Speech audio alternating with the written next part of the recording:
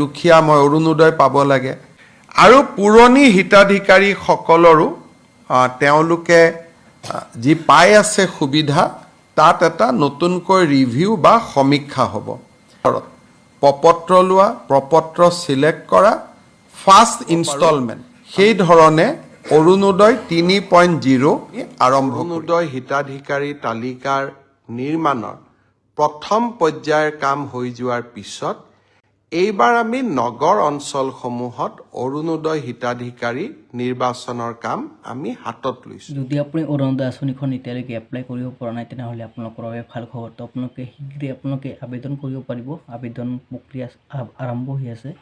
তো আপোনালোকে এই কেইদিনৰ ভিতৰত যদি আপোনালোকে অৰুণোদয় আঁচনিখন আবেদন নকৰে তেনেহ'লে কিন্তু আপোনালোকে অৰুণোদয় আঁচনিখন আপোনালোকে 4-5 বছৰৰ ভিতৰতে কিন্তু অৰুণোদয় আঁচনিখন লাভ নকৰিব।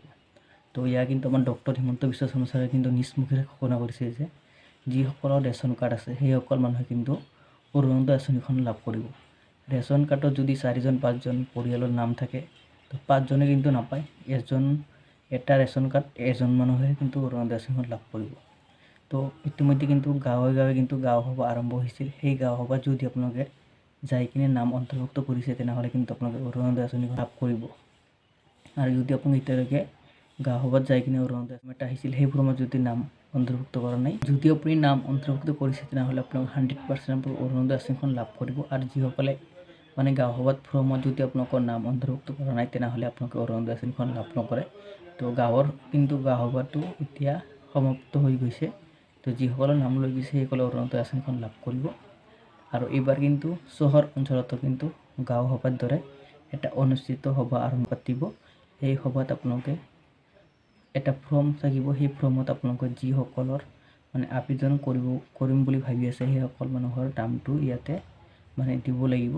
দিলেই আপোনালোকে অৰুণোদয় আঁচনিৰ 1250 টকা কৰি প্ৰতি মাহে আপোনালোকে লাভ কৰি থাকিব।